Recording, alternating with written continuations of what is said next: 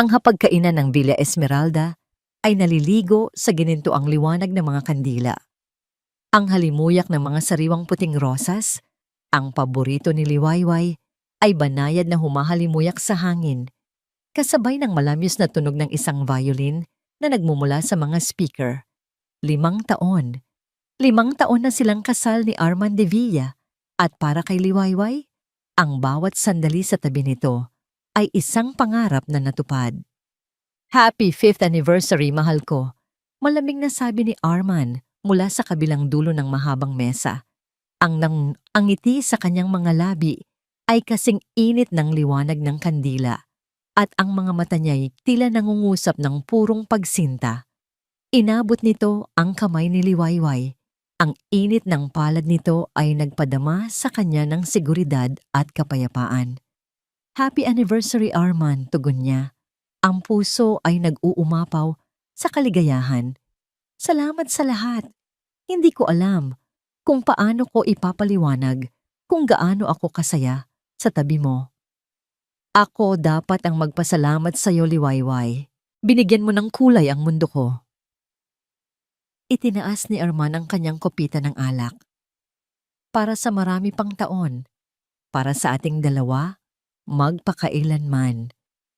Itinaas din niya ang sariling kopita. Ang nangiti ay hindi maalis sa kanyang mukha. Magpakailanman. Pagkatapos ng hapunan, may inabot si Arman na isang maliit na sobre. Nang buksan ito ni Liwayway, 2 plane ticket ang laman nito. Arman, ano to? Gulat niyang tanong. Isang sorpresa. Aalis tayo. Ngayon na. Isang munting bakasyon sa isang private resort sa probinsya para ay celebrate ang anibersaryo natin. Tayong 2 lang. Napatalon si Liwayway sa tuwa at niyakap ng mahigpit ang asawa. Ikaw na talaga ang pinaka-sweet na asawa sa buong mundo. Sandali, mag-iimpake lang ako. Habang mabilis siyang naglalagay ng ilang damit sa isang maliit na maleta, hindi niya mapigilan ang pag-awit ng mahina. Ang pakiramdam ay perpekto. Ang buhay niya ay perpekto.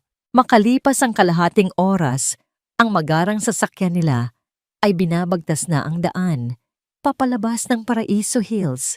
Ang masayang kwentuhan ni Liwayway tungkol sa mga plano niya para sa kanilang bakasyon ay unti-unting napalitan ng pagtataka. Napansin niyang tila balisa si Arman.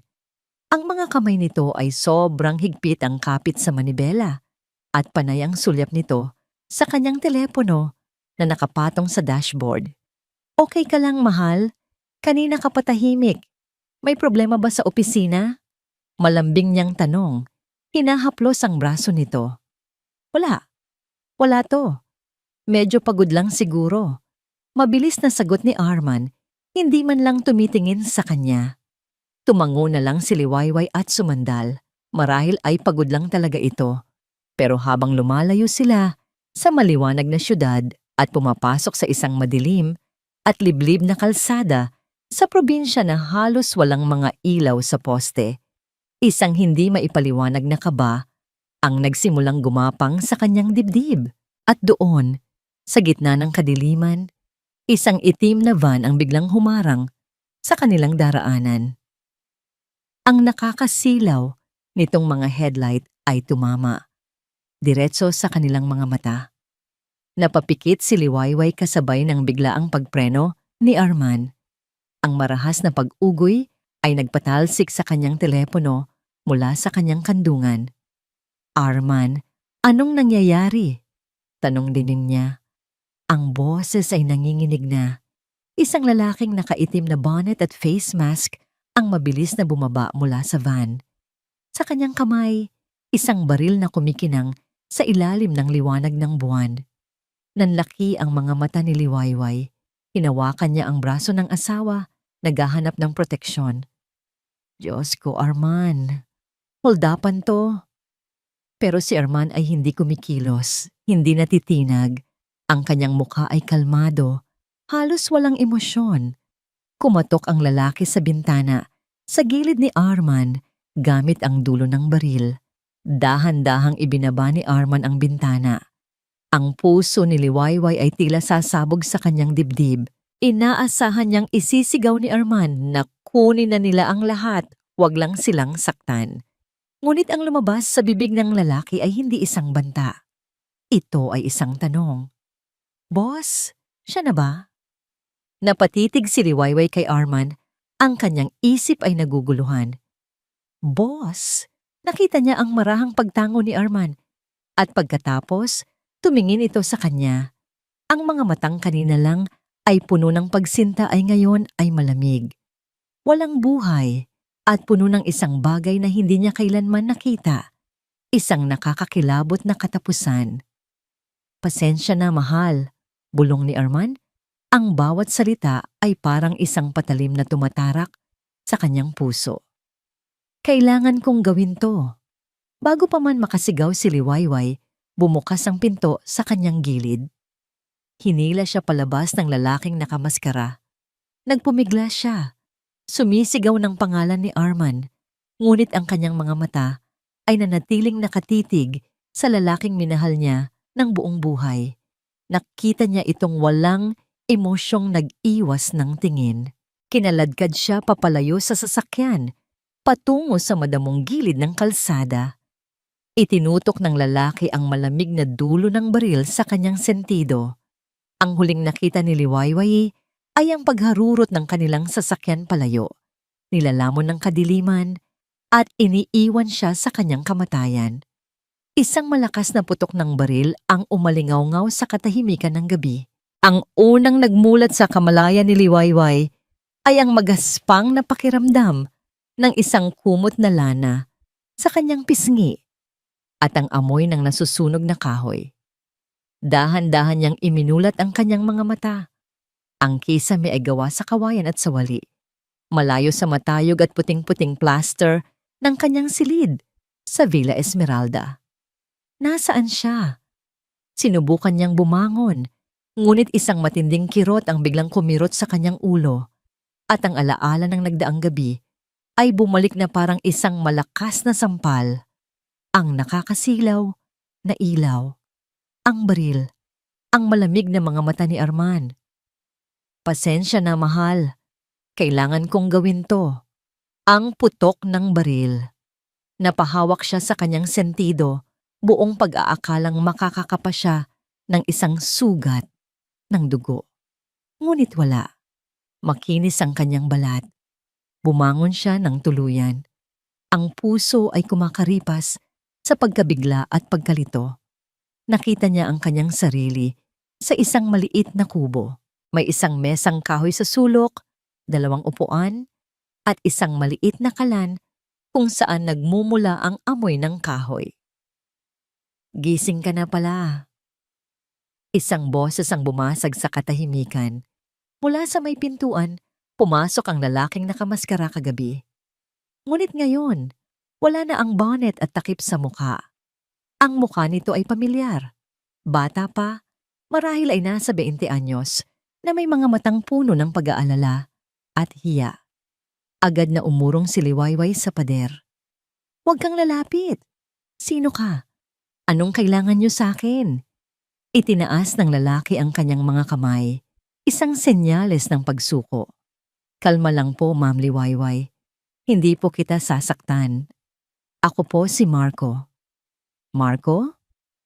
Ang isip niya ay blangko. Bakit? Bakit buhay pa ako? Narinig ko ang putok. Patawad po kung natakot ko kayo, sabi ni Marco.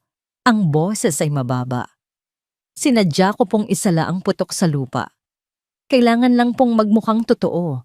Kailangan pong isipin ni Sir Arman na tapos na ang trabaho. Sir Arman, ang pangalan ay tumusok sa puso ni Liwayway na parang lason. Ang bawat letra ay isang paalala ng pagkakanulo. Ang lalaking pinangakuan niya ng habang buhay ay ang mismong nagbayad para wakasan ang buhay niya. Ang katotohanan yon ay napakasakit, napakabigat, na halos hindi niya ito kayang tanggapin. Bakit mo ko tinulungan? Nanginginig niyang tanong. Bakit hindi mo tinapos ang pinapagawa niya? Yumuko si Marco, hindi makatingin ng diretso sa kanya. May utang na loob po ang pamilya ko sa inyo, sa tatay niyo po, para maging mas eksakto. Noong nagkasakit po ng malubha ang nanay ko, ang tatay niyo po ang sumagot sa lahat ng gastusin sa ospital. Hindi niya po kami pinabayaan. Hinding-hindi ko po kayang saktan ng anak ng taong nagligtas sa buhay ng nanay ko. Ang mga luha na kanina pa nagbabantang tumulo ay bumuhos na ng tuluyan. Ang alaala ng kanyang mabait na ama na matagal nang pumanaw ay lalong nagpadurog sa kanyang puso. Nagsimula siyang humikbi, unay mahina, hanggang sa ito'y naging isang malakas na pag-iyak na yumanig sa kanyang buong katawan. Isang pag-iyak na puno ng sakit, ng pighati, ng nawalang tiwala. Ibinuhos niya ang lahat ng sakit sa gabing iyon. Ang 5 taon ng pagmamahal na sa isang iglap ay naging isang kasinungalingan. Ang magpakailanman na kanilang pinagsaluhan ay isa palang hatol ng kamatayan nang maubos na ang kanyang mga luha at napalitan ito ng isang malamig at nanunuot na galit. Tumayo siya. Naglakad siya papunta sa isang basag na salamin na nakasabit sa dingding. Tinitigan niya ang kanyang sariling refleksyon. Ang babaeng umiiyak na may mamasa-masang mga mata at magulong buhok. Ang babaeng naging sunod-sunuran sa pag-ibig. Ang babaeng nagtiwala ng buo. Ang babaeng handang patayin ni Arman. Hindi, bulong niya sa kanyang sarili. Hindi na ako to. May determinasyong nabuo sa kanyang mga mata. Isang apoy ang biglang nag-alab sa loob ng kanyang dibdib. Tinutupok ang lahat ng bakas ng kalungkutan. Humarap siya kay Marco. May gunting ka ba? O labaha? Nag-aalangan man ay iniabot ni Marco ang isang luma, ngunit matalas na gunting. Walang pag-aalinlangan. Sinimula ni Liwayway na gupitin ang kanyang mahaba at alagang-alagang buhok. Ang bawat lagas na hibla na bumabagsak sa sahig ay simbolo ng paglimot sa nakaraan. Ang bawat gupit ay isang pagputol sa babaeng dating kilala niya. Nang maubos na ang haba nito, kinuha niya ang labahan na iniabot ni Marco at walang takot na sinimulang ahitin ang natitira pa. Ang malamig na bakal sa kanyang anit ay isang paalala ng kanyang bagong layunin. Pagkatapos ng ilang minuto, tumingin siyang muli sa salamin. Isang ibang babae ang tumititig pabalik. Isang babaeng kalbo na may matang matatalim at puno ng determinasyon. Ang liwayway na asawa ni Arman ay wala na. Ang babaeng kaharap niya ngayon ay isang estranghero, isang mandirigma. Mula ngayon, sabi niya sa kanyang refleksyon, ang boses ay matatag at hindi na nanginginig. Ang pangalan ko ay Dalisay, Dalisay Cruz. Humarap siya kay Marco na nakatingin sa kanya ng may pagkamangha at takot. Kailangan kong bumalik, sabi niya. Saan po? Tanong ni Marco. Sa Villa Esmeralda. Nanlaki ang mga mata ni Marco. Pero ma'am, Dalisay, delikado po roon. Paano kung makilala ka nila? Hindi nila ako makikilala, sagot niya. Hinahaplos ang kanyang bagong anyo. Alam kong naghahanap sila ng bagong katulong. Nagpaalam si Nene noong 1 linggo dahil uuwi na siya sa probinsya. Mag-a-apply ako. Papasok ako sa pamamahay ko bilang isang anino at kukunin ko sa kanila ang lahat. Nakita niya ang pag-aalala sa mukha ni Marco, ngunit nakita rin niya ang paghanga. Alam niyang sa sandaling iyon, nakuha niya ang katapatan ng lalaking dapat sana'y papatay sa kanya. Kinabukasan, suot ang isang luma at maluwag na duster at tsinelas. Tumayo si Dalisay sa harap ng matayog na gate ng Villa Esmeralda. Ang lugar na dati niyang tinawag na tahanan, ang paraisong kanyang binuo kasama si Arman, ay ngayon ay naging isang kulungan ng ahas. Huminga siya ng malalim, pinapakalma ang kumakabang dibdib. Hindi ito kaba mula sa takot, kundi kaba mula sa pananabik. Ang bawat sulok ng bahay na yon ay saksi sa kanyang pagmamahal. Ngayon, magiging saksi ito sa kanyang paghihiganti. Itinaas niya ang kanyang kamay at buong tapang na pinindot ang doorbell. Ang matayog na gate na gawa sa bakal ay dahan-dahang bumukas, gumagawa ng isang pamilyar, ngunit ngayon ay nakakakilabot na tunog. Ang unang sumalubong sa kanya ay hindi ang babaeng umagaw sa kanyang asawa, kundi si Manang Clara, ang kanilang matagal ng kasambahay at mayordoma. Ang mga mata nito, na dati laging puno ng init at pagmamahal para sa kanya, ay ngayon ay puno ng pagtataka at pagsusuri. Sino po sila? Tanong ni Manang Clara. Ang boses ay magalang ngunit may bahid ng pag-iingat. Ako po si Dalisay Cruz. Nabalitaan ko pong naghahanap kayo ng bagong katulong. Sagot ni Liwayway. Ibinaba ang kanyang boses at ginawa itong mas mahiyain, mas sunod-sunuran. Pinilit niyang iwasan ang direktang pakikipagtitigan. Tinitigan siya ni Manang Clara, mula ulo hanggang paa, mula sa ahit niyang ulo hanggang sa luma niyang tsinelas. May isang saglit na pagkunot ng noo, isang titig na matalas, mapanuri, na tila ba sinusubukang basahin hindi lang ang kanyang mukha, kundi pati ang kanyang kaluluwa. Ngunit sa huli, tumango na lang ito. Sige, pumasok ka. Nasa loob si Ma'am Dahlia. Ma'am Dahlia. Ang salitang yon ay parang lason sa pandinig ni Liwayway, ngunit isinantabi niya ang pait at sumunod papasok sa kanyang sariling pamamahay. Ang sala ay ganoon pa rin, ngunit may mga pagbabago. Ang mga portrait nilang mag-asawa ay wala na. Pinalitan ng isang malaking modern art painting na alam niyang hindi kailanman magiging estilo ni Arman. Ang mga paborito niyang porselanang vase ay pinalitan ng mga babasaging eskultura na walang kabuhay-buhay. Ang bahay ay mas malamig, mas enggrande, ngunit wala ng init ng isang tahanan.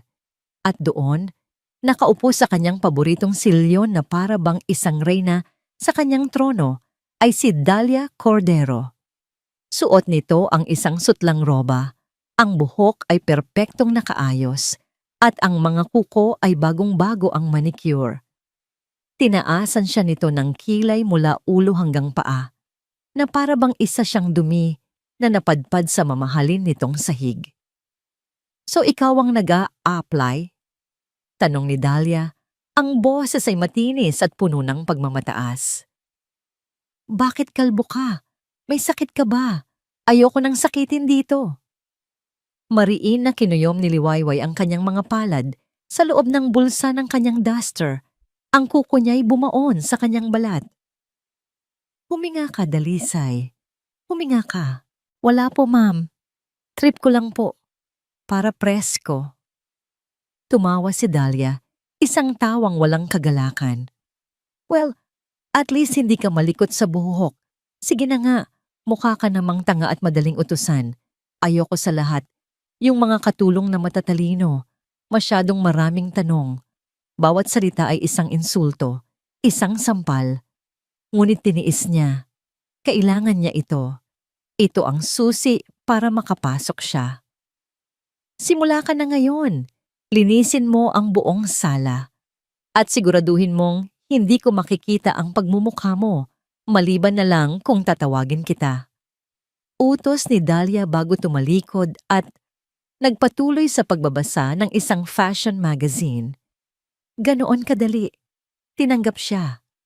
Ang kanyang pagiging simple at ang kanyang bagong anyo na mukhang kaawa-awa ang naging daan niya pabalik.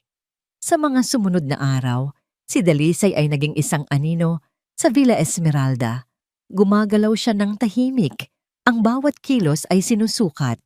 Nililinis niya ang mga sahig na dati niyang nilalakaran bilang may-ari. Pinupunasan niya ang mga muebles na siya mismo ang pumili. Ang pinakamasakit na bahagi ay ang pagsisilbi sa hapagkainan. Pinanood niya si Dahlia na umupo sa kanyang upuan at si Arman na umakto na parang walang nangyari. Nakikita niya kung paano sila nagtatawanan, kung paano sila nag-uusap tungkol sa kanilang nalalapit na kasal. Dapat imbitahan natin si Senator para mas malaki ang dating ng kasal natin, sabi ni Dahlia isang gabi. Oo naman, mahal. Kahit sinong gusto mo, sagot ni Arman. Hinahalikan ang kamay ni Dahlia.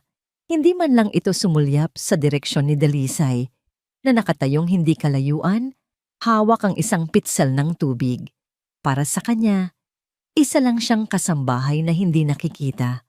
Isang hapon, inutusan siya ni Dahlia na linisin ang master's bedroom, ang kanyang silid, ang kanyang santuwaryo. Pagpasok niya, halos masuka siya sa nakita. Ang lahat ng gamit niya ay wala na. Ang kanyang mga libro, ang kanyang mga painting, ang mga larawan ng kanyang mga magulang. Lahat ay pinalitan ng mga gamit ni Dahlia, mga mamahaling damit na nakakalat, mga botelya ng pabango na napakatapang ng amoy, at isang malaking larawan ni Dahlia sa tabi ng kama, ang kanilang kama. Nang gabing iyon, habang nagpupunas siya ng sahig sa pasilyo, narinig niya ang boses ni Arman mula sa loob ng study room. Bukas ng bahagya ang pinto. Sinabi ko sa'yo, kailangan ko ng mas maraming oras. Bulyaw ni Arman sa kausap nito sa telepono. May takot sa boses nito, isang takot na hindi pa niya narinig kailanman mula rito. Ang Arman na kilala niya ay laging kalmado at kontrolado. Dahan-dahan siyang gumapang palapit sa pinto, nagtatago sa anino ng isang malaking halaman. Sumilip siya sa maliit na siwang. Nakita niya si Arman na pabalik-balik sa paglalakad. Ang isang kamay ay nasa buhok na tila ba sasabunutan ng sarili, habang ang isa ay mahigpit na hawak ang telepono. Hindi ganon kadali. Akala niyo ba, ganon-ganon lang yon? Patuloy nito. Nasa proseso na nga. Oo, malapit na. Malapit na ang kasal. Makukuha ko na ang kailangan ko. Bigyan niyo lang ako hanggang sa katapusan ng buwan. Isang sandaling katahimikan ang namayani habang nakikinig si Arman sa kabilang linya. Pagkatapos, ang mukha nito ay namutla. Huwag ninyong gagawin yan. Babayaran ko kayo. Pangako, babayaran ko ang lahat. Binaba ni Arman ang tawag nang may panggigigil. Sumandal ito sa kanyang mamahaling mesa na gawa sa mahogany. Ang dibdib ay mabilis na tumataas baba. Isang utang, hindi lang isang simpleng utang sa negosyo. Ang takot na nakita niya sa mga mata ni Arman ay takot ng isang taong ang buhay ay nasa panganib. Marahan siyang umatras. Ang puso ay kumakabog, hindi dahil sa takot, kundi dahil sa isang bagong natuklasan. Ang pagpapakasal kay Dahlia, ang pagpatay sa kanya, hindi lang ito dahil sa simpleng pagnanasa. May mas malalim na dahilan. May isang malaking sikreto. At ang sikretong yon, ang magiging susi niya. Bago siya tuluyang makalayo, muling bumukas ang pinto ng study room. Ngunit hindi si Arman ang lumabas, kundi si Manaang Clara. May dalang isang bandehado nang walang lamang tasa ng kape. Nagtama ang kanilang mga mata. Ang tingin ni Manang Clara ay matalas, puno ng kahulugan. Hindi ito nagsalita, ngunit sa isang saglit na yon, sa paraan ng pagtitig nito sa kanya, naramdaman ni Liwayway na hindi lang siya ang anino na nagmamasid sa loob ng Villa Esmeralda. Bumalik si Dalisay sa kwarto ng mga katulong, ang isip ay puno ng mga tanong. Humiga siya sa kanyang manipis na banig, nakatitig sa madilim na kisame. Ang bawat salita ni Arman, ang bawat takot sa mukha nito, ay paulit-ulit na naglalaro sa kanyang isipan. Ang plano niya ay hindi na lang basta paghihiganti. Ito ngayon ay naging isang paghahanap sa katotohanan at sisiguraduhin niyang sa pagbagsak ni Arman at Dahlia. Kasama nilang babagsak ang lahat ng kasinungalingan at krimen na itinatago nila sa likod ng marangyang pader ng Villa Esmeralda. Kinuweyom niya ang kanyang kamao. Hindi pa ito tapos. Sa katunayan, ngayon pa lang ito nagsisimula. Ang pagkakataong hinihintay ni Dalisay ay dumating makalipas ang 3 araw. Isang maaraw na Sabado, narinig niya si Dahlia na masayang nag-aanunsyo na aalis sila ni Arman para sa isang food tasting session para sa kanilang engrandeng kasal. Ang pait na naramdaman ni Dalisay ay mabilis na napalitan ng isang kuryente ng determinasyon. Ito na ang pagkakataon niya. Nang makalabas na ang sasakyan ni Arman sa gate, ang buong Villa Esmeralda ay tila huminga ng maluwag. Tanging si Dalisay at si Manang Clara na lang ang naiwan sa malaking bahay. Ang orasan sa dingding ay tila bumagal. Ang bawat pag-ikot ng kamay nito ay isang paalala na limitado lang ang kanyang oras. Kailangan niyang gumawa ng paraan para mapag-isa. Dala ang isang bandehado na may lamang baso ng juice. Naglakad si Dalisay papunta sa kusina kung saan abala si Manang Clara sa pag-ayos ng mga bagong dating na grocery. Sa tamang sandali, kunwari siyang natapilok sa isang hindi nakikitang bagay sa sahig. Isang malakas na kalabog, ang umaling-awngaw nang bumagsak ang bandehado. Ang baso ay nabasag at ang matamis na orange juice ay kumalat sa makintab na puting sahig. Naku, Dalisay, ano ka ba naman? Mag-ingat ka. Sita ni Manang Clara, halatang naabala sa kanyang ginagawa. Hay nako, sige na, ako nang bahala rito. Baka lalo ka lang makasugat. Ayusin mo na lang yung mga bagong laba sa taas. Pasensya na po, Manang, sabi ni Dalisay. Pinipigilan ang nangiti ng tagumpay sa kanyang mga labi. Ito ang eksaktong gusto niyang mangyari. Mabilis siyang umakyat sa hagdanan, ngunit sa halip na dumiretso sa laundry room, lumiko siya patungo sa pasilyo kung nasaan ang study room ni Arman. Ang puso niya ay dumadagundong sa kanyang dibdib. Ang bawat kabog ay tila isang malakas na tambol sa katahimikan ng bahay. Dahan-dahan niyang pinihit ang seradura. Hindi ito nakalock. Pumasok siya at isinara ang pinto ng walang tunog. Ang amoy ng mamahaling pabango ni Arman at Katad ay sumalubong sa kanya. Tumingin siya sa paligid. Ang study room na ito ay dati niyang pinapasukan para magdala ng kape, para yakapin si Arman mula sa likod habang ito'y nagtatrabaho. Ngayon, ito ang pugad ng kaaway.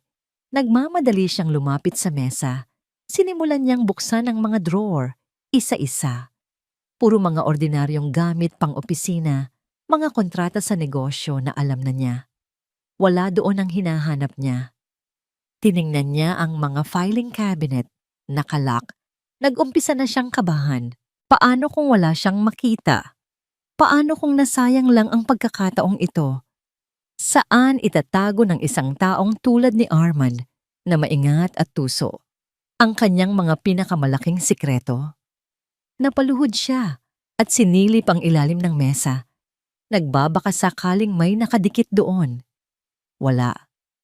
Ngunit habang ginagapang ng kanyang mga daliri, ang ilalim ng isa sa mga drawer, nakaramdam siya ng isang maliit na umbok. Isang false bottom. Gamit ang kanyang mga kuko, maingat niya itong sinungkit hanggang sa bumukas. At naroon nga, isang manipis na folder na kulay kape. Nanginginig ang mga kamay na kinuha niya ito at ipinatong sa mesa. Nang buksan niya, bumungad sa kanya ang mga dokumentong hindi niya pa nakikita kailanman. Mga statement of accounts mula sa mga bangkong hindi niya alam na kliyente pala si Arman. Mga loan agreement na may mga pangalang hindi pamilyar. At ang pinakanakakagulat sa lahat, ang karamihan sa mga numero ay nasa pula. Indikasyon ng malaking pagkalugi. Ang kumpanya ni Arman na ipinagmamalaki nitong matatag at kumikita ay palubog na pala. Kinuha niya ang kanyang mumurahing telepono, ang tanging gamit na nag-uugnay sa kanya sa kanyang nakaraan.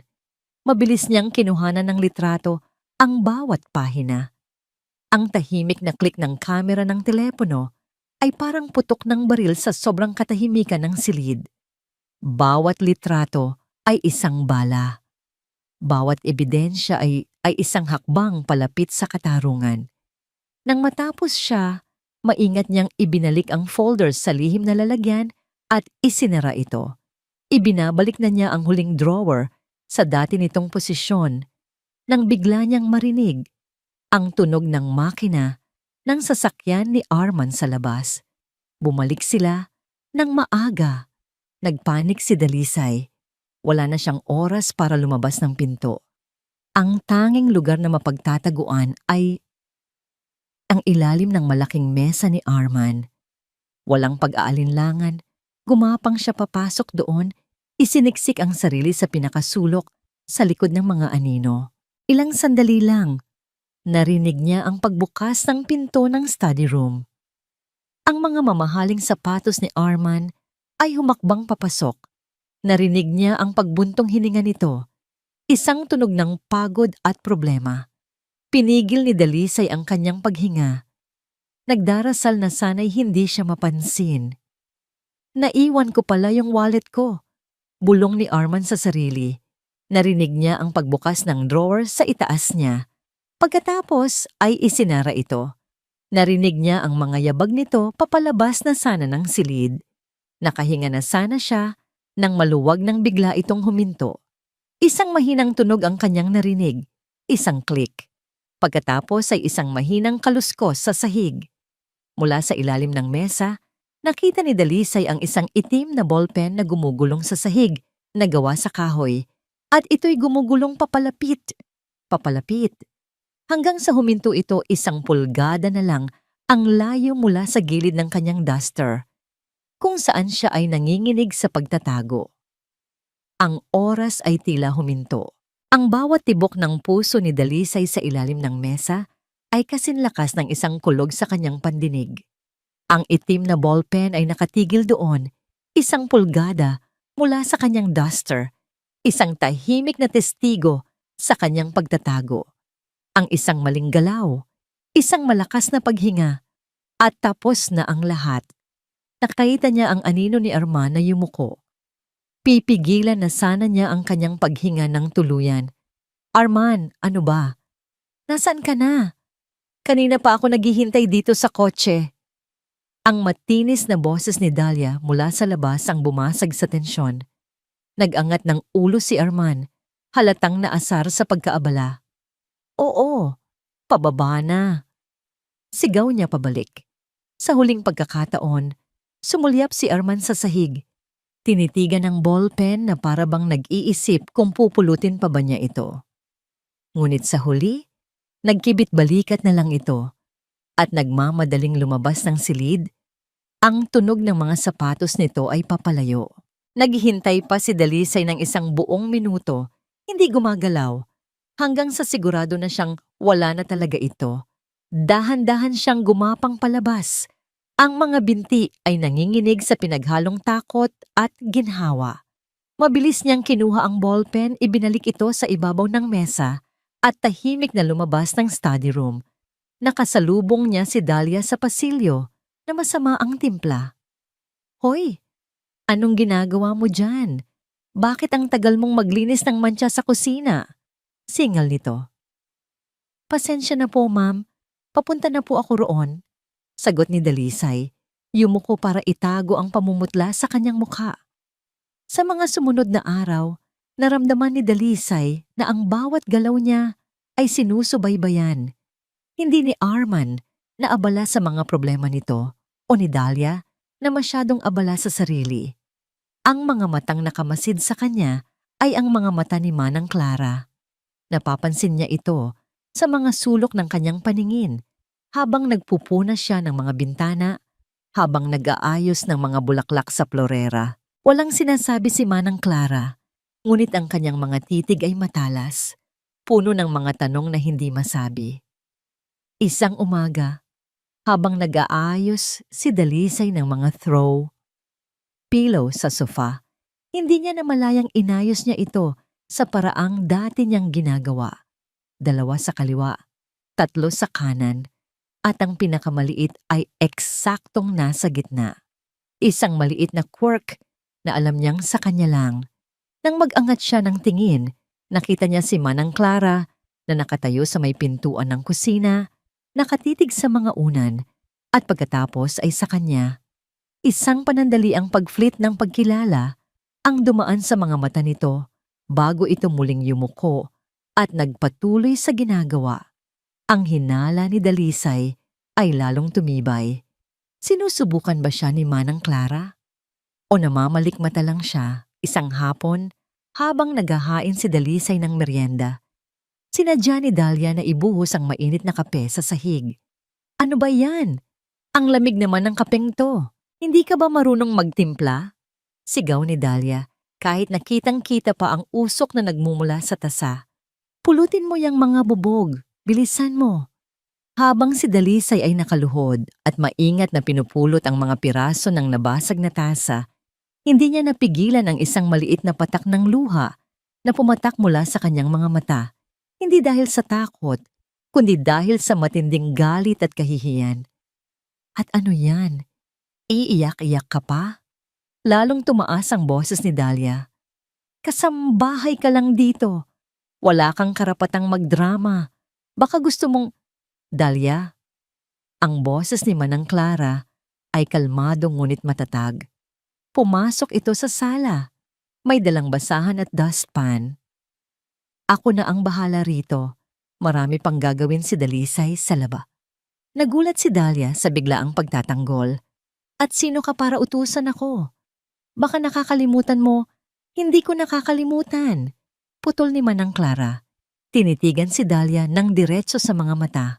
Ngunit ang pagtrato sa kapwa ng may respeto ay hindi nakabase sa posisyon sa buhay. Halika na, Dalisay. Natigilan si Dalisay. Ito ang unang pagkakataon na may nagtanggol sa kanya sa loob ng bahay na yon.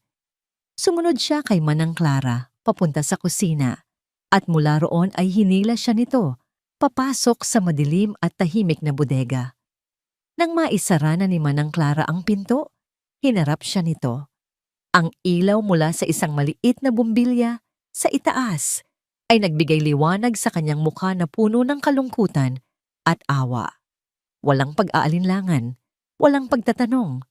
Tinitigan lang siya ni Manang Clara at sa isang boses na halos pabulong ngunit puno ng kasiguraduhan, sinabi nito ang mga salitang nagpabago sa lahat.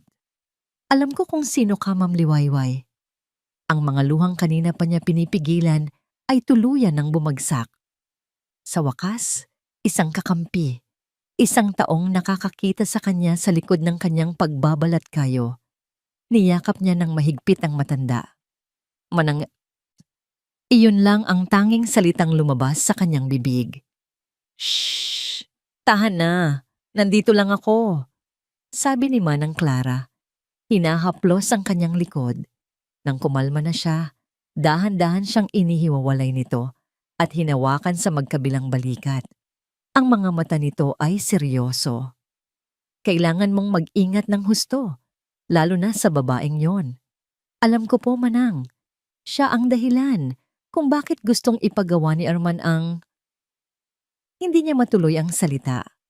Umiling si Manang Clara at ang sinabi nito ang nagpatigil sa pagtibok ng puso ni Liwayway. Higit pa riyan, anak, kailangan mong malaman ng isang bagay. Sabi nito, ang boses ay puno ng isang madilim na babala. Hindi si Sir Arman ang unang nagtangkang saktan ka. Ang mga salita ni Manang Clara ay umalingaw-ngaw sa loob ng maliit at kulob na bodega na parang isang hatol. Hindi si Sir Arman ang unang nagtangkang saktan ka. Napatingin si Liwayway sa matanda. Ang kanyang isip ay blangko sa pagkalito. Ano pong ibig niyong sabihin, Manang? Sino? Huminga ng malalim si Manang Clara at sa kanyang mga mata ay nakita ni Liwayway ang isang alaala na halatang ayaw na nitong balikan. Ilang linggo bago ang insidente, nagsimula itong magkwento. Ang boses ay nanginginig. Naglilinis ako sa labas ng library. Akala ni Dahlia ay wala siyang kasama. Narinig ko siyang may kausap sa telepono. Nagkaroon ng isang flashback sa isipan ni Manang Clara. Malinaw na malinaw. Ang boses ni Dahlia, malutong at walang awa. Ano ning silbi mo kung hindi mo kayang gawin ang isang simpleng bagay? Sabi ni Dahlia sa kabilang linya. Kailangan ng alisin ang sagabal. Permanenteng solusyon ang kailangan ko.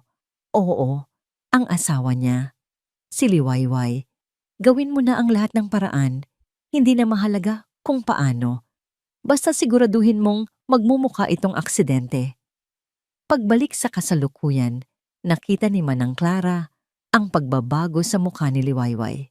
Hindi ko naintindihan noon kung ano ang ibig sabihin ng lahat. Pagpapatuloy ng matanda. Ngunit kinabukasan, narinig ko si Arman na sinasabi kay Dahlia na siya na ang bahala sa lahat, na masyadong delikado ang binabalak niya. Doon ko naintindihan. Si Arman, sa kabila ng lahat, ay isang duwag. Mas pinili niyang umupa ng iba kaysa sa maruming plano ni Dahlia. Ang katotohanan yon ay sumampal kay Liwayway nang mas malakas pa kaysa sa pagkakanulo ni Arman. Si Arman ay kumilos dahil sa desperasyon at utang. Ngunit si Dahlia ay kumilos dahil sa purong kasamaan. Siya ang ahas. Siya ang utak sa likod ng lahat. Ang galit na naramdaman ni Liwayway ay nag-iba ng anyo. Mula sa isang nagbabagang apoy, ito ay naging isang malamig at matalim na yelo na katutok sa iisang target. Kinagabihan, nang ang lahat ay natutulog na, dahan-dahang nagtungo si Dalisay sa isang maliit na sulok malapit sa kusina kung saan naroon ang isang luma at mabagal na desktop computer na ginagamit ng mga kasambahay. Bubuksan na sana niya nang maalala niyang wala siyang alam tungkol sa totoong pagkatao ni Dahlia maliban sa pangalan nitong Dahlia Cordero. Sinimulan niyang maghanap. Sa una, puro mga socialite event photos at mga walang kwentang blog post lang ang lumalabas. Ngunit hindi siya sumuko. Sinubukan niyang magdagdag ng mga salita. Dahlia Cordero Family, Dahlia Cordero Business, Dahlia Cordero Inheritance, walang lumalabas. Para siyang isang multo na bigla na lang sumulpot sa alta sosyedad. Isang ideya ang pumasok sa kanyang isip. Sinubukan niya ang isang ibang anggulo. Hinanap niya ang Dahlia Cordero Scam. At doon, sa ika-4 na pahina ng search results, isang link mula sa isang maliit na provincial online tabloid ang nakakuha ng kanyang pansin. Ang pamagat? Lokal na negosyante, niloko ng pekeng eredra. Nang i-click niya ito, bumungad sa kanya ang isang larawan ng isang babae na kasama ang isang matandang lalaki. Ang babae ay mas bata. Iba ang ayos ng buhok, ngunit walang duda. Ang mga matang iyon, ang ngiting iyon, si Dahlia iyon. Ngunit ang pangalang nakasulat sa artikulo ay hindi Dahlia Cordero. Ito ay Bella Flores. Isinasalaysay ng artikulo kung paano nawalan ng milyon-milyon ang negosyante sa isang babaeng nagpakilalang tagapagmana ng isang malaking hasyenda bago ito biglang naglaho na parang bula. Nanginginig ang mga kamay ni Liwayway habang nag-scroll pababa. Si Dahlia Cordero ay isang kasinungalingan, isang profesional na manloloko, at ang susunod niyang biktima ay si Arman. O marahil, silang dalawa ang magkasabwat. Kinabukasan na nagpaalam si Dahlia na may pupuntahang charity meeting. Ngunit napansin ni Dalisay na hindi ito nagpasama sa driver. Siya mismo ang nagmaneho. Gamit ang perang palihim na iniabot sa kanya ni Marco para sa mga emergency, mabilis na lumabas si Dalisay at pumara ng taxi. "Pakisundan po ang sasakyang yon," sabi niya sa driver. Dinala sila nito sa isang halos abandonadong parking lot sa likod ng isang lumang gusali. Mula sa malayo, nanood si Liwayway habang may isang motorsiklong huminto sa tabi ng kotse ni Dahlia. Isang lalaking nakasuot ng helmet ang lumapit. Walang maraming salita. Inabutan ni Dahlia ang lalaki ng isang makapal na brown envelope na mabilis namang isinilid ng lalaki sa loob ng kanyang jacket bago ito humarurot paalis. Sino ang lalaking yon? Ano ang laman ng sobre? Isa lang ang sigurado ni Liwayway. Si Dahlia ay may sariling mga transaksyon, sariling mga sikreto na kahit si Arman ay walang alam. Ang pinakamalaking pagkakataon ay dumating kinabukasan. Inutusan siya ni Dahlia na ayusin ang napakalaki nitong walk-in closet. Gawin mong kulay bahaghari ang ayos ng mga damit ko at siguraduhin mong malinis lahat. Utos nito bago umalis para sa isang spa day. Ito na yon. Nang mag-isa na siya sa master's bedroom, sa pugad ng ahas, nagsimula siyang kumilos. Hindi mga damit ang inatupag niya. Sinimulan niyang buksan ang bawat designer bag, kapain ang bawat bulsa. Tiningnan niya ang ilalim ng mga kahon ng sapatos, sa ilalim ng kama. Wala. Napansin niya ang isang mamahaling leather vanity case sa ibabaw ng tokador. Nakalock.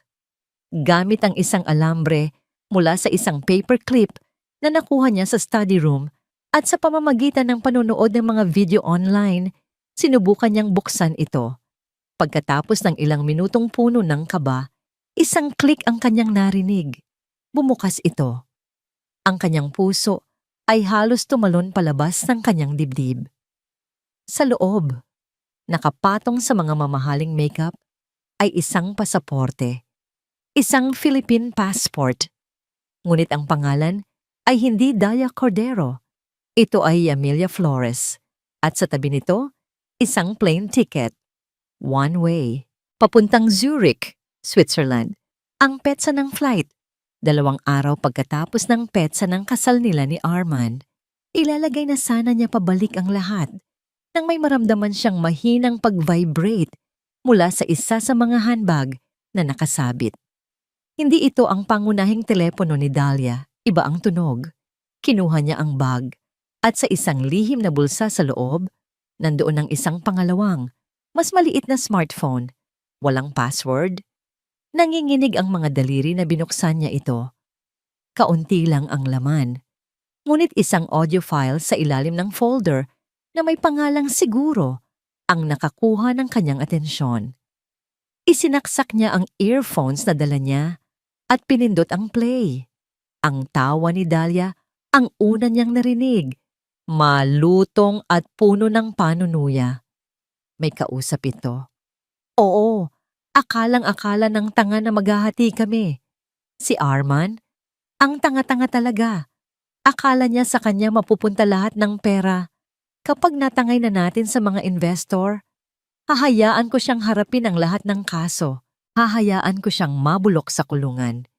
Sa oras na makuha ko ang pera, aalis na ako. Mag-isa. Ako? Magsasaya sa Switzerland habang siya nagbabayad para sa krimen na pareho naming ginawa. Natapos ang recording, napaupo si Dalisay sa sahig. Hawak ang telepono. Ang hangin ay tila nawala sa kanyang mga baga. Ang katotohanan ay mas masahol, mas marumi, at mas masalimuot kaysa sa kanyang inaakala. Hindi ito isang simpleng kwento ng pagtataksil. Ito ay isang master plan ng panloloko. At si Arman, ang lalaking pumatay sa kanya, ay isa rin palang biktima na malapit ng isakripisyo. Hawak ang teleponong naglalaman ng recording ni Dahlia. Napaupo si Dalisay sa sahig ng walk-in closet na paliligiran ng mga mamahaling damit at kasinungalingan. Ang bigat ng kanyang mga natuklasan ay tila isang malaking bato na dumadagan sa kanyang dibdib. Hindi na lang ito simpleng paghihiganti. Mas malaki na ito, mas marumi. May mga sindikato, mga scam, at plano ng pagtakas. Si Manang Clara ay kakampi niya sa loob, ngunit ang laban na ito ay nangangailangan ng tulong mula sa labas. Nag-iisa siyang gumagalaw sa teritoryo ng kaaway at anumang oras ay maari siyang magkamali. Isang pangalan lang ang pumasok sa kanyang isip, ang taong naging simula ng lahat na siya ring tanging pag-asa niya ngayon. Si Marco. Gamit ang burner phone na bigay sa kanya ni Marco, nagpadala siya ng isang maikling text message, "Simbahan sa bayan, 4 p.m. Mag-ingat ka." Pagkatapos ay mabilis niyang binura ang mensahe at itinago ang telepono. Nang hapon na yon, nagpaalam siyang mamamalengke para sa mga kulang na sangkap sa kusina. Isang gawaing madalas niyang gawin noon bilang si Liwayway, ngunit ngayon ay isang perpektong dahilan para makatakas. Ang lumang simbahan sa bayan ay tahimik, maliban sa paminsan-minsang huni ng mga ibon sa labas. Ang amoy ng mga nagdaang siglo ng lumang kahoy na tuyong kandila at pananampalataya ay sumalubong sa kanya. Umupo siya sa isa sa mga pinakalikod na bangko, nagkunwaring nagdarasal, habang ang kanyang mga mata ay hindi mapakali sa pagbabantay. Ilang sandali pa, isang anino ang tahimik na umupo sa tabi niya, si Marco. Anong nangyari? Delikado ang paglabas mo ng ganito. Pabulong niyang sabi, hindi nakatingin ng diretso kay Liwayway. Kailangan kita, sagot ni Liwayway. Ang boses ay halos hindi marinig. Marco, mas malaki ito kaysa sa inaakala natin. Si Dahlia, may plano siyang takasan si Arman. May recording ako. Plano niyang ipasa lahat ng kasalanan kay Arman at takasan ang lahat ng pera. Nakita niya ang pagkunot ng noo ni Marco. Hindi na ako nagulat dyan, pero may mas kailangan kang malaman. Ang dahilan kung bakit ka gustong ipapatay ni Sir Arman. Hindi lang dahil kay Dahlia. Tumingin si Liwayway sa kanya. Ang puso ay nagsimulang kumaba. Ano ang ibig mong sabihin? May inilabas si Marco mula sa loob ng kanyang jacket. Isang brown envelope. Nanginginig ang mga kamay na binuksan ito ni Liwayway. Ang laman nito ay mga papeles. Pinahanap ko yan sa isang kaibigan kong nagtatrabaho sa munisipyo. Paliwanag ni Marco. Ang una ay kopya ng isang loan agreement. 50 milyong piso. Inutang ni Sir Arman sa isang grupo ng mga loan shark. Peke ang pirma mo, pero ang pangalan mo ang ginamit niya sa kontrata.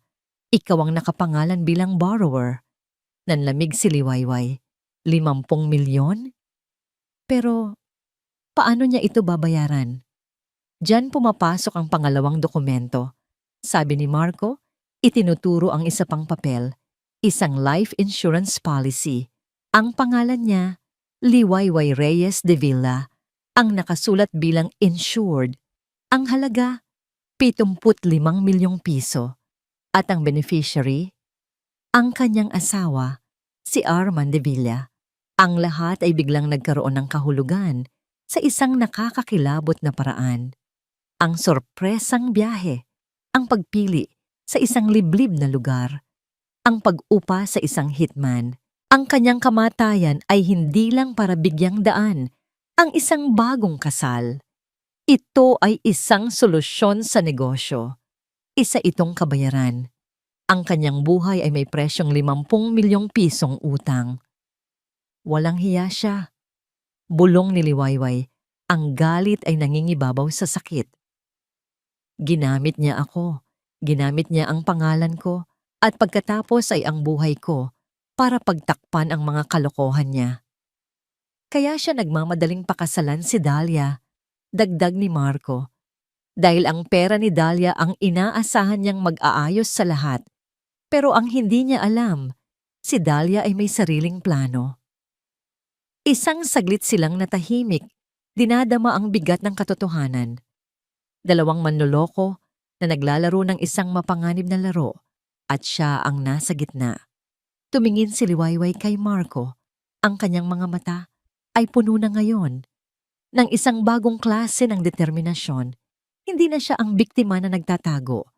Isa na siyang manlalaro. Kailangan nating magtulungan, Marco. Ikaw ang mata at taing ako sa labas. Ako ang gagawa ng paraan sa loob.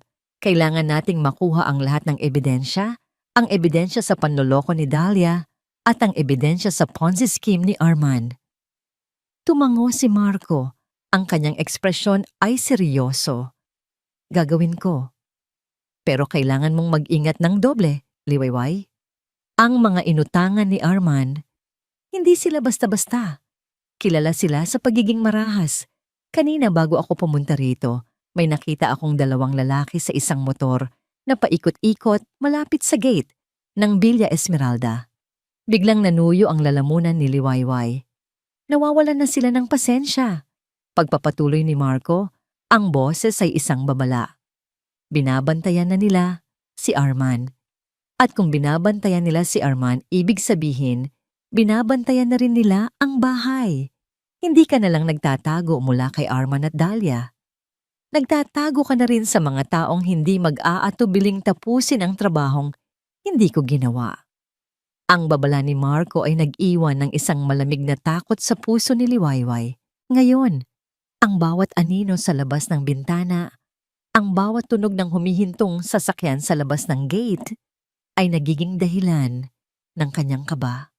Ang Villa Esmeralda, na dati niyang kulungan, ay ngayon ay naging isang hawla na napapaligiran ng mga buwitreng naghihintay. Kasabay ng panganib mula sa labas, ang panganib sa loob ay lalo ring tumitindi. Habang papalapit ang araw ng kasal, si Dahlia ay nagiging mas iritable, mas paranoid. Tila ba nararamdaman niyang mayroong mali kahit hindi niya ito matukoy. At ang kanyang hinala at galit ay madalas na nabubunton sa pinakamadaling target, si Dalisay. Sinong naglagay nito dito? Sigaw ni Dahlia isang umaga, itinuturo ang isang florera ng mga sariwang bulaklak sa ibabaw ng piano.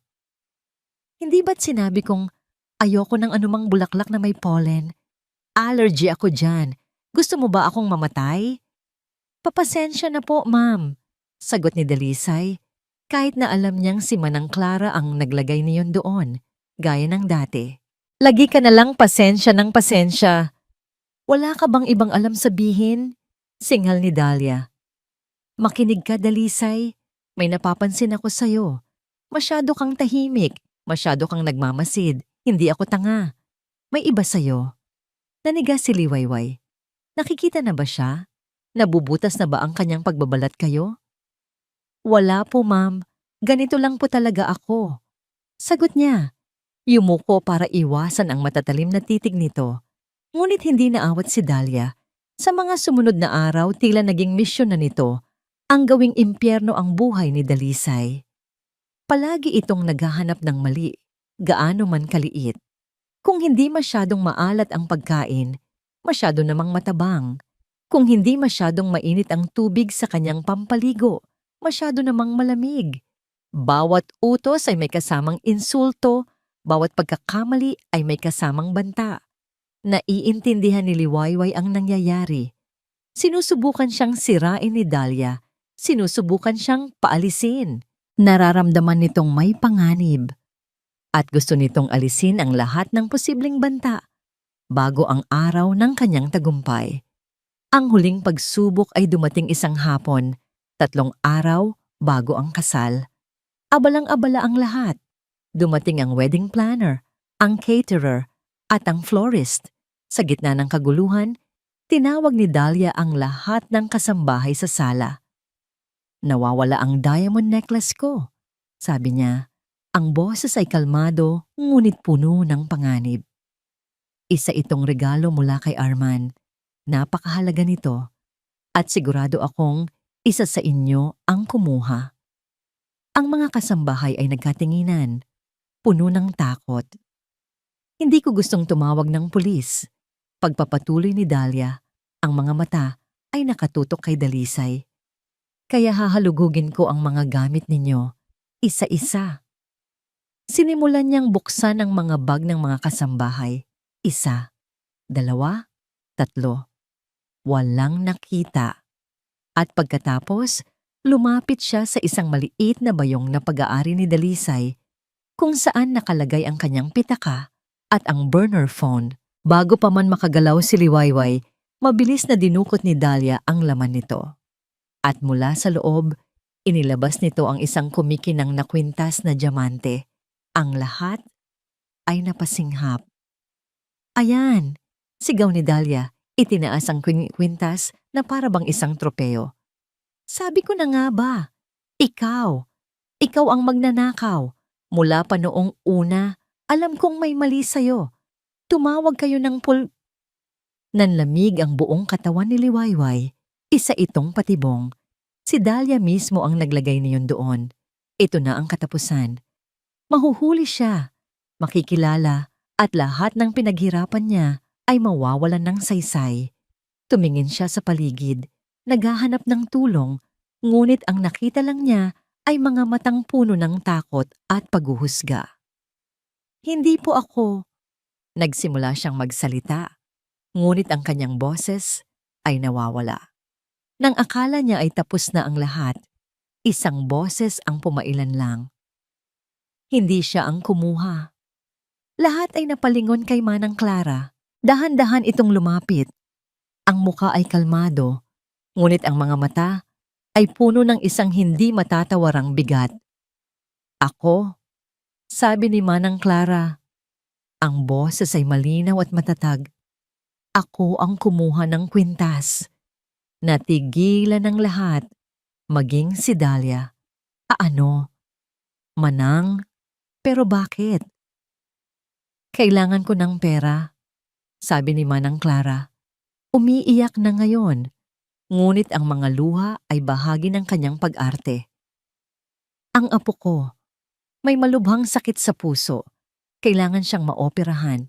Patawarin niyo ako, Ma'am Dahlia. Desperado lang po ako. Ibabalik ko po. Huwag niyo lang po akong ipakulong. Ang eksena ay perpekto. Ang isang lola na gagawin ang lahat para sa kanyang apo. Isang kwentong mas kapani-paniwala kaysa sa isang simpleng kasambahay na magnanakaw. Nawala ang ngisi sa mukha ni Dahlia. Hindi ito ang inaasahan niyang mangyari. Ang plano niya ay mapaalis si Dalisay, hindi ang matandang katiwala nila. Ngunit wala na siyang magagawa. Kung ganoon, lumayas ka. Sigaw niya kay Manang Clara. Ayoko nang makita pa ang pagmumukha mo dito. Umalis ka na. Tumango si Manang Clara. Pinunasan ng kanyang mga pekeng luha. Bago ito tuluyang tumalikod, dumaan ito sa tabi ni Dalisay. Hinawakan nito ng mahigpit ang kanyang kamay. Ang pagpisil ay puno ng kahulugan. Tapusin mo ang sinimulan mo. Bulong nito. Sapat lang para marinig ni Liwayway. Pinanood ni Liwayway ang pag-alis ng kanyang nag-iisang kakampi sa loob ng bahay. Ang bigat ng sakripisyo nito ay dumagan sa kanya. Ngayon, siya na lang talaga ang mag-isa. Tumingin sa kanya si Dahlia. Ang mga mata ay nanlilisik sa galit dahil sa pagkasira ng kanyang plano. Huwag kang magkakamali, sabi ni Dahlia sa isang mapanganib na bulong. Ikaw na ang susunod. Sa Sim, ang gabi bago ang kasal ay bumalot sa Villa Esmeralda ng isang kakaibang katahimikan. Isang katahimikang mas maingay pa kaysa sa anumang sigaw. Ito ang katahimikan bago ang isang malakas na bagyo. Mula sa kanyang maliit na silid, naririnig ni Dalisay ang mahihinang tunog ng kasiyahan mula sa sala. Si Arman at Dahlia, kasama ang ilang malalapit na kaibigan, ay nagkakaroon ng isang maliit na salo-salo. Nagtatawanan sila, nag-iinuman, ipinagdiriwang ang isang tagumpay na itinayo sa ibabaw ng kanyang libingan. Para kay Liwayway, ito na ang huling gabi. Huling pagkakataon. Kung hindi siya kikilos ngayon, ang lahat ay mawawalan ng saysay. Ang sakripisyo ni Manang Clara, ang tulong ni Marco, ang 6 na buwan niyang pagtitiis. Lahat. Hawak niya ang lahat ng ebidensya laban kay Dahlia, ang recording, ang litrato ng pasaporte at plane ticket. Ngunit kulang pa. Kailangan niya ng ebidensyang direktang magdidiin kay Arman sa kanyang Ponzi scheme. Ang ebidensyang alam niyang itinatago nito na parang isang banal na kasulatan. Ang kanyang ledger at ang laptop kung saan nakatala ang lahat ng pangalan ng investor at lahat ng transaksyon. At alam niya kung saan ito nakatago. Sa isang safe na nasa likod ng paborito nitong painting sa loob ng study room. Naghanda siya. Sa loob ng 6 na buwan, kinabisado niya ang bawat sulok ng bahay na yon. Ang bawat galaw ng mga tao sa loob. Ang bawat tunog. Alam niyang bandang 10:00 ng gabi, ang hardinero ay mag-isispray ng pesticide sa mga halaman sa hardin. Isang gawain na gumagawa ng ingay. Iyon ang magiging takip niya. Nang marinig na niya ang ugong ng spraying machine mula sa labas, nagsimula siyang kumilos. Tahimik siyang lumabas ng kanyang silid at nagtungo sa basement. Maingat niyang binuksan ang main circuit breaker box. Huminga siya ng malalim at sa isang mabilis na galaw, ibinaba niya ang switch para sa garden and patio lights. Isang saglit na kadiliman ang bumalot sa labas ng bahay na sinundan ng mga sigaw ng pagkadismaya mula sa mga bisita. Ano yon? Nawalan ng ilaw. Arman, anong nangyari? Gaya ng inaasahan, narinig niya ang pagmamadali ng mga tao palabas ng hardin para tingnan ang nangyari. Maging ang ibang kasambahay ay naglabasan din. Ito na ang pagkakataon. Mabilis ngunit walang ingay siyang tumakbo paakyat, dumiretso sa study room. Ang pinto, gaya ng dati, ay hindi nakalock. Pumasok siya, isinara ito, at lumapit sa painting. Isang madilim na abstract na hindi niya kailanman nagustuhan. Maingat niya itong ibinaba at bumungad sa kanya ang malamig at kulay abong pinto ng isang digital safe. Ang kanyang puso ay kumakabog ng napakabilis. Ano ang password? Paulit-ulit niyang tinanong sa sarili. Kailangan itong maging isang bagay na personal, isang bagay na madali niyang matatandaan, isang bagay na hindi niya iisiping may ibang makakaalam. Sinubukan niya ang birthday ni Arman. Access denied. Ang birthday ni Dahlia. Access denied. Ang anniversary nila ni Arman. Access denied. Nagsimula na siyang pagpawisan. Ang ingay sa labas ay unti-unti nang humihina. Malapit ng maayos ang ilaw. Napapikit siya. Pilit na inaalala ang pagkatao ni Arman. Si Arman ay sentimental sa mga bagay na importante sa kanya. At sa kabila ng lahat, alam ni Liwayway na ang pinakaimportanteng tao sa buhay ni Arman bago dumating si Dahlia ay siya. Nanginginig ang mga daliri na sinubukan niya ang isang huling kombinasyon, ang kanyang sariling kaarawan. 0815 August 15. Isang mahinang beep ang kanyang narinig na sinundan ng isang click. Bumukas ang safe. Nakahinga siya ng maluwag. Sa loob, naroon nga ang isang itim na ledger at isang silver na laptop. Kinuha niya ang isang maliit na USB mula sa kanyang bulsa. Isang regalo mula kay Marco. Isinaksak niya ito sa laptop. Habang nagbo-boot up ang computer, binuksan niya ang ledger. Ang bawat pahina ay puno ng mga pangalan at numero. Mga taong nagtiwala kay Arman. Mga taong ninakawan nito ng kanilang mga pangarap. Nang bumukas ang laptop, isang password screen ang humarang sa kanya. Ngunit sa pagkakataong ito, alam na niya. Liwayway my love. Ang paborito nitong password sa lahat ng bagay noon. Isang mapait na nangiti ang sumilay sa kanyang labi. Kahit sa kanyang kamatayan, siya pa rin ang susi. Nang makapasok siya, mabilis niyang hinanap ang mga folder. Project Horizon. Iyon ang pangalan ng kanyang Ponzi scheme. Kinopya niya ang buong folder papunta sa USB. Ang bawat segundo ay tila isang oras habang pinapanood niya ang progress bar na dahan-dahang napupuno. 98%. 99%. Copying complete. Mabilis niyang tinanggal ang USB, isinara ang laptop, at ibinalik ang lahat sa loob ng safe. Isinara niya ito, ibinalik ang painting sa dati nitong lugar. Pagod ngunit matagumpay, huminga siya ng malalim. Nasa kanya na ang lahat. Pagpihit niya para buksan ang pinto, dahan-dahan itong bumukas mula sa labas. At doon, nakatayo sa may pintuan, nakasandal sa hamba. At may hawak na isang baso ng whiskey ay si Arman. Ang mga mata nito ay bahagyang naniningkit dahil sa kalasingan. Ngunit may isang matalas na tingin ng pagtataka sa mukha nito. Tinitigan siya nito. Isang hamak na kasambahay na kalbo, nasa loob ng kanyang pribadong opisina sa kalaliman ng gabi. Anong ginagawa mo dito? Tanong ni Arman. Ang boses ay mababa at puno ng panganib. Ang puso ni Dalisay ay tila huminto sa pagtibok. Nahuli siya. Sa huling sandali, nahuli siya. Ngunit ang 6 na buwan ng pagpapanggap at pagtitiis ay nagturo sa kanya kung paano maging kalmado sa gitna ng panganib. Ang takot na minsan nang nagpatumba sa kanya ay ngayon ay naging sandata niya. Sa Sir Arman, sabi niya, ang boses ay sadyang ginawang nanginginig at puno ng takot, gaya ng inaasahan sa isang kasambahay na nahuli. Pasensya na po. Nakita ko pong nakaawang ang pinto. Pumasok lang po ako para sana tingnan kung may kailangan linisin. Patawad po, sir. Yumuko siya ng todo. Itinatago ang kanyang mukha. Itinatago ang USB na mahigpit niyang hawak sa kanyang nanginginig na kamay. Tinitigan siya ni Arman ng matagal.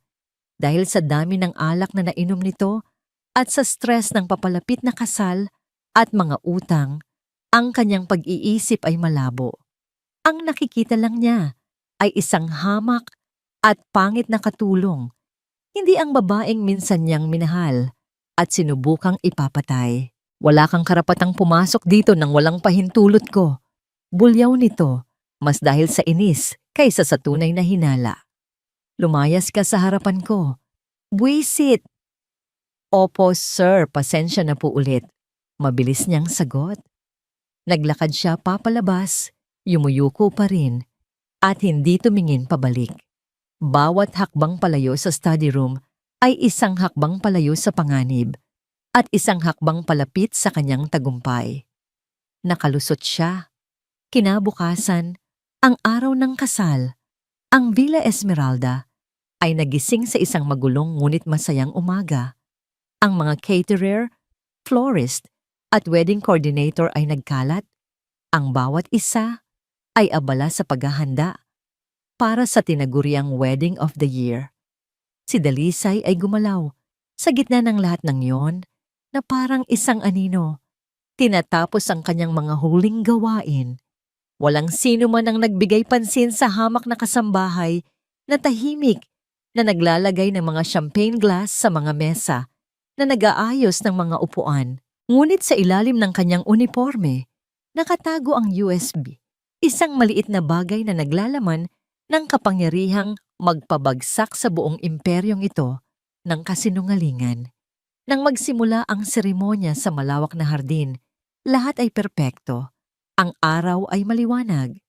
Ang mga bisita, na pawang mayayaman at makapangyarihan, ay nakangiti. Si Dahlia, sa kanyang napakagandang puting bestida, ay parang isang anghel na naglalakad sa aisle. Si Arman, sa kanyang mamahaling suit, ay tila isang prinsipe. Sila ang perpektong mag-asawa, ang larawan ng tagumpay at pag-ibig. Habang sila'y nasa altar, si Dalisay ay tahimik na nagtungo sa technical booth na nasa gilid ng hardin. Ang technician na inutusan ni Marco na magpanggap ay tumango sa kanya. Isinaksak nila ang USB sa laptop na konektado sa lahat ng malalaking LED screen na nakapalibot sa venue. Handa na, bulong ng lalaki. Bumalik si Dalisay sa likuran, nagtago sa anino ng isang malaking puno, at naghintay. Do you, Arman de Villa, take Dahlia Cordero to be your lawfully wedded wife? I do, sagot ni Arman. Ang boses ay puno ng kagalakan.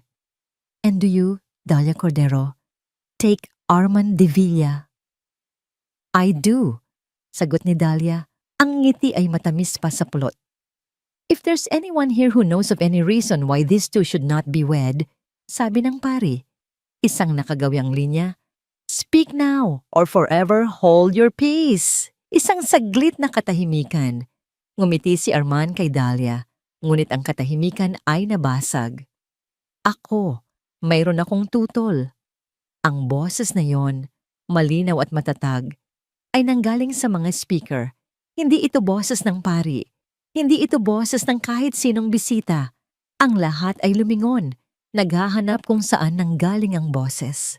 At pagkatapos, ang mga LED screen na kanina lang ay nagpapakita ng mga close-up shot ng masayang mag-asawa ay biglang naging itim. Pagkatapos ay isang audio recording ang umalingaw-ngaw sa buong hardin. Ang tawa ni Dahlia. Akalang-akala ng tanga na maghahai. Hati kami. Si Arman? Ang tanga-tanga talaga. Hahayaan ko siyang mabulok sa kulungan. Sa oras na makuha ko ang pera, aalis na ako. Mag-isa. Nanlaki ang mga mata ng mga bisita. Si Dahlia ay namutla na parang isang patay. Tumingin siya kay Arman na nakatingin sa kanya nang may hindi makapaniwalang galit. Ngunit hindi pa yon tapos.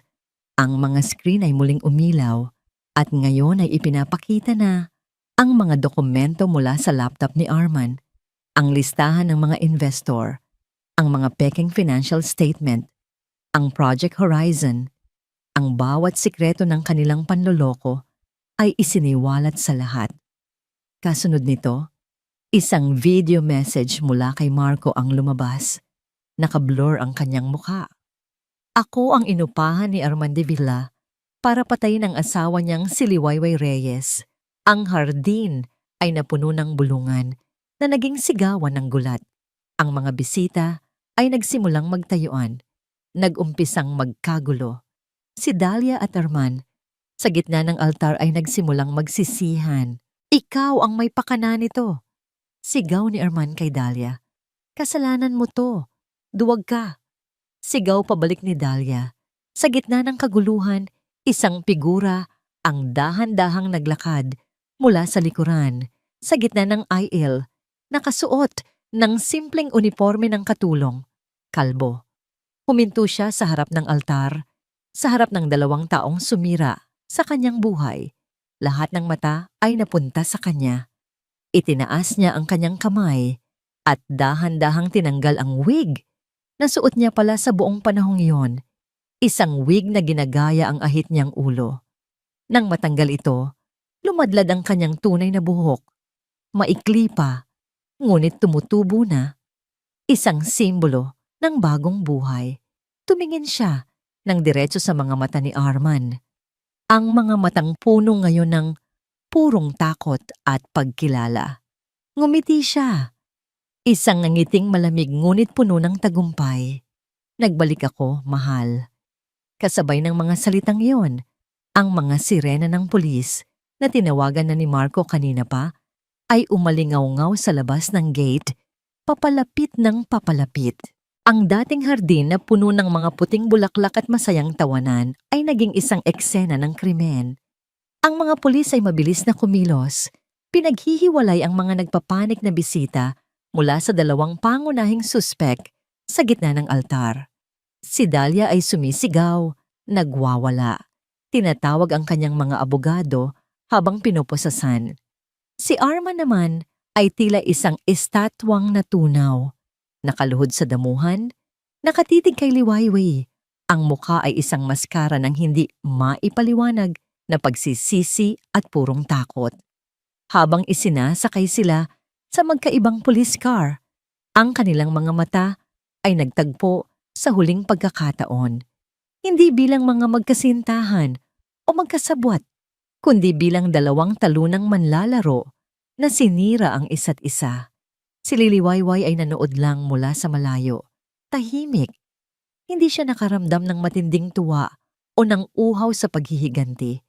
Ang naramdaman niya ay isang malalim at nakakapagpalayang kapayapaan. Tapos na. Sa wakas, tapos na.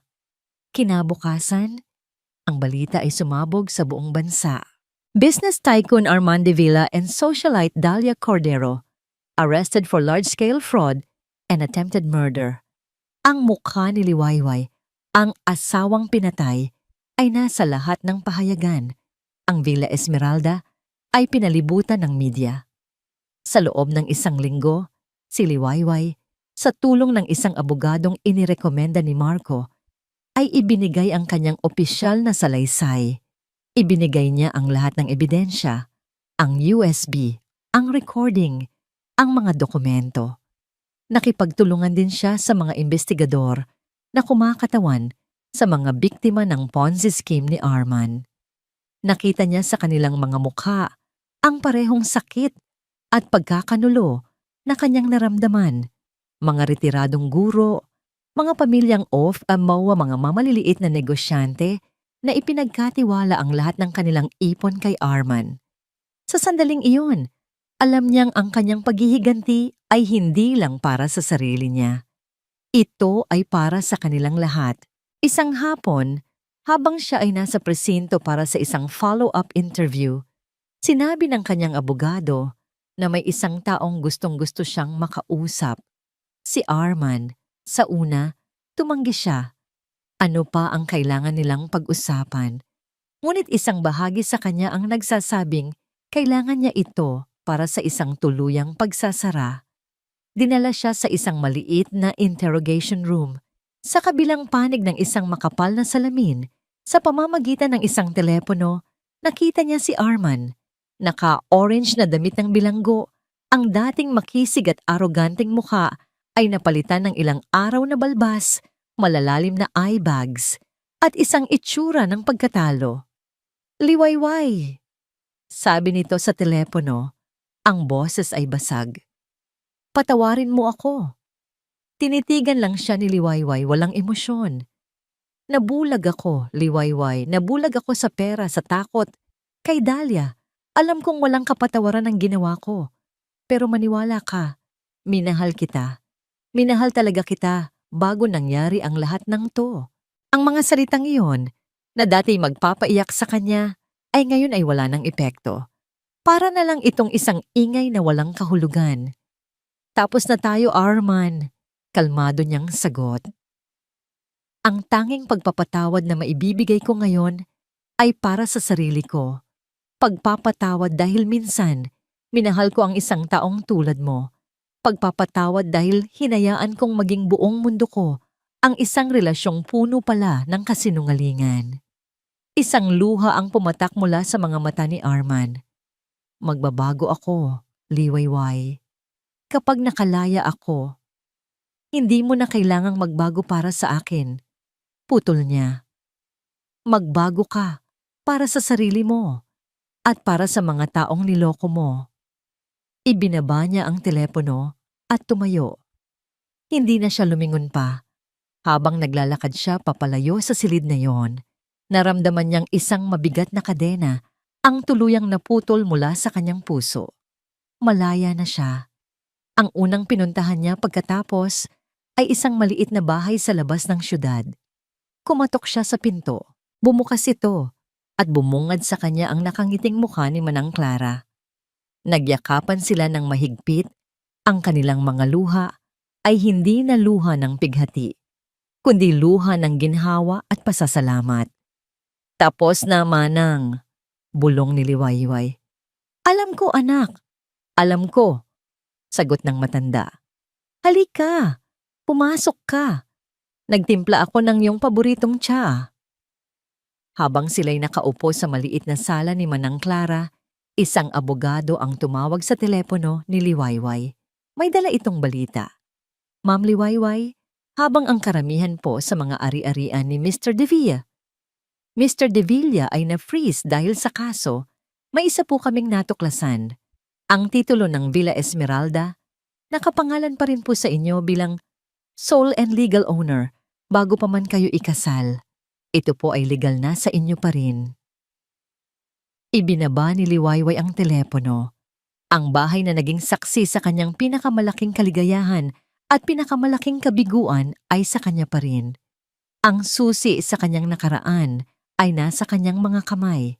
Kinagabihan, tumayo siya sa tapat ng gate ng Villa Esmeralda. Ang mga police line ay wala na, ngunit ang mga alaala ay naroon pa rin. Huminga siya ng malalim. Ang isip ay puno ng isang mabigat na desisyon. Ano ang gagawin niya sa lugar na ito, na parehong paraiso at impyerno para sa kanya? Lumipas ang ilang buwan. Ang ingay ng media ay unti-unting humupa. Ang kaso laban kina Arman at Dahlia ay umuusad, at sila ay nakatakdang harapin ang mahabang sentensya sa bilangguan. Ang Villa Esmeralda, sa ilalim ng pangangalaga ni Liwayway, ay nanatiling tahimik at sarado. Isang maaliwalas na umaga, isang itim na kotse ang huminto sa tapat ng gate. Bumaba si Liwayway kasama ang isang pamilya, isang mag-asawang nasa mid-40s at ang kanilang 2 teenager na anak. Ang mukha nila ay puno ng pananabik. "Ito na po," sabi ni Liwayway sa kanila. Isang matamis, ngunit may bahid ng nakaraang ngiti. "Ang bago ninyong tahanan." Inabot niya sa bagong may-ari ang isang set ng mga susi. Hindi niya ibinenta ang bahay para sa karangyaan. Ibinenta niya ito para sa kapayapaan. Ang hawakan, ang mga susi ng Villa Esmeralda ay parang paghawak sa mga susi ng isang kulungan na puno ng masasakit na alaala. Ang pagbitaw dito ay ang kanyang huling hakbang tungo sa kalayaan. "Salamat, Liwayway. Sisiguraduhin naming mapupuno ulit ito ng saya," sabi ng babae. Niyakap siya. Tumangulang si Liwayway. "Iyon din ang dasal ko." Pinanood niya silang pumasok sa gate. Hindi na siya lumingon pa. Ang Villa Esmeralda ay parte na ng kanyang nakaraan. Isang kabanata na sa wakas ay naisara na niya. Ang malaking bahagi ng perang pinagbentahan ay hindi napunta sa kanyang bank account. Sa halip, ginamit niya ito para magtayo ng isang maliit na foundation. Tinawag niya itong Hiraya, isang salitang nangangahulugang ang bunga ng mga pangarap. Ang Hiraya Foundation ay nakatuon sa pagbibigay ng legal at financial na tulong sa mga kababaihang naging biktima ng panloloko at pang-aabuso, mga babaeng katulad niya na nawalan ng boses at kapangyarihan. Sa araw ng launching, nakilala niya ang unang batch ng mga babaeng tutulungan ng kanyang foundation. Nakita niya sa kanilang mga mata ang parehong takot at sakit na minsan niyang naramdaman. Ngunit ngayon, nakita rin niya ang isang kislap ng pag-asa. At sa pagbibigay ng pag-asa sa iba, unti-unti ring naghihilom ang sarili niyang mga sugat. Isang hapon, nagmaneho si Liwayway papunta sa sementeryo. Ang hangin ay malamig at tahimik. Nilapitan niya ang puntod ng kanyang mga magulang. Nilinis niya ito at naglagay ng mga sariwang puting rosas. Ang mga paborito niya pa rin. Umupo siya sa damuhan. Hinahaplos ang malamig na marmol. Bulong niya. "Okay na po ako. Marami pong nangyari. Nasaktan po ako. Nadapa. Pero bumangon po ako.